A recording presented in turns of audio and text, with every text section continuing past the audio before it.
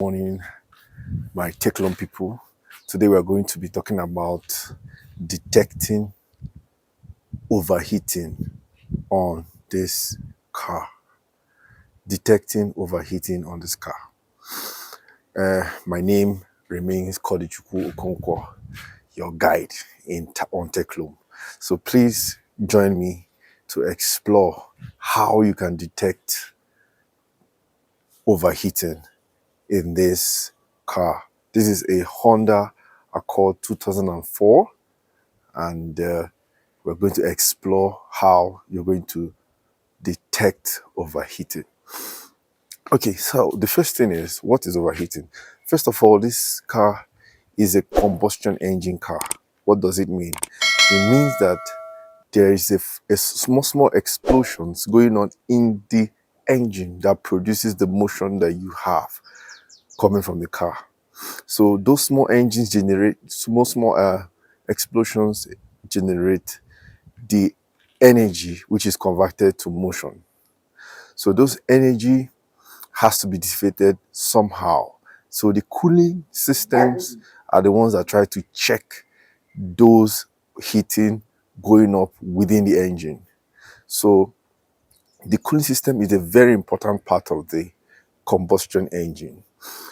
This cooling system, when it is not working very well, then the engine might end up frying up, like dying, like stopping to work.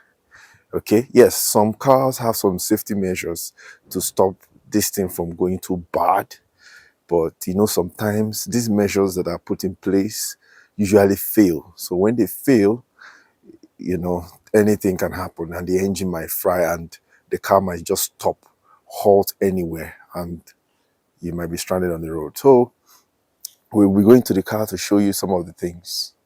Okay, so thank you. So this is the Honda Accord. Sorry, I left the boot open. The Honda Accord 2004. This is a V6 version of this Honda Accord 2004. Yes, most of the overheating principles apply to other cars. So whatever you learn today, you can use it to solve your problem in other cars. In fact, if you have any question, please ask me in the comment section. So I'm going to pop up the hood right now to show you the engine. Now this is the engine. Like I said before, it's a V6 engine. It's a V6 engine. This is a very large engine. It has 6 pistons. Now these pistons are where the explosions take place. When your fuel goes in, the spark plugs spark to produce the motion that is translated to the shaft of the engine and generates the thrust that you get from the car. So when those things happen, there's a cooling system to always keep the engine at optimal temperature, a temperature where the engine does not get to break down and the engine tends to work better at that temperature. So there are some components here that helps to cool this engine, and the most important thing is the coolant. The coolant goes into this. This is the radiator. You can see some pipes going in through it, the one going in and the one going out from the radiator. Now the radiator, you can see it spans from here to here. The radiator's function is mostly to produce the real cooling taking place. Now, attached to the radiator are 2 fans. Some fan for cars comes with one single central fan that cools the engine, like the Mercedes Benz. They usually use one central fan for the cooling of the radiator. You can see this one is a reservoir of the radiator. Now the function of this is more of to mop up some excess water from the radiator into this place when the car gets overheated or when the engine gets overheated. Then just to show you what the radiator looks like. Now this is the radiator. I changed this one by myself some time ago. So if you look very well, you see it's the same radiator with what we have in that car. That's where the cover goes. This is where the pipe that comes out and goes into the engine, you know. So this is what it looks like. Now if you look closely, you see a mesh of kind of a mesh of metals. It has some holes, like it means that air can pass through this to the other side easily. So, and that, what it does is that it helps to cool the water or the coolant inside this radiator. So the radiator, when the water fills it up, it provides more surface area for cooling of the coolant that is inside this radiator. So now, sometimes the radiator is the reason why your engine might be overheating. Okay, most of the time that I have issues with the radiator, it's usually this cover on top or the cover under that has the issue. Sometimes the glue holding it at the edges tend to have issues, and the water or the coolant might be seeping out of it, and because of that you might need to change this cover or change the entire radiator. And sometimes this filaments, this points where the coolants are within the radiator, used to have a kind of puncture, like it's punctured, and you may need to either stop it from leaking or change the entire radiator. Okay, this one was punctured and was leaking, and that was why I changed it. So this was the point at which it was punctured and leakage was constant through this. So when I saw it, I didn't have the time to go and sit down for them to repair it. So I just changed the entire radiator. So those are some of the issues you might get from radiator, but that's not the only place where these things can happen. Overheating can happen. Okay, so there's something here called the coolant pump. There's a coolant pump here that helps the engine to circulate the coolant within the engine and move it back.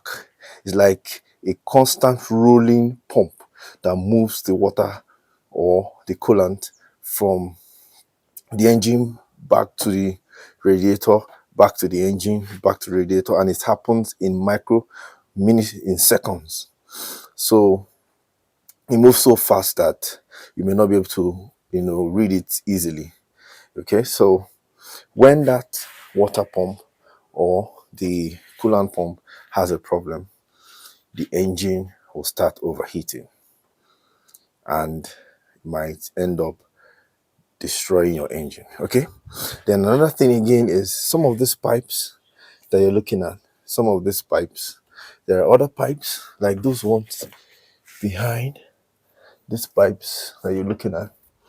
Sometimes they might get worn out or get weak and start having some tiny puncture, and might be leaking gradually that you may not even notice.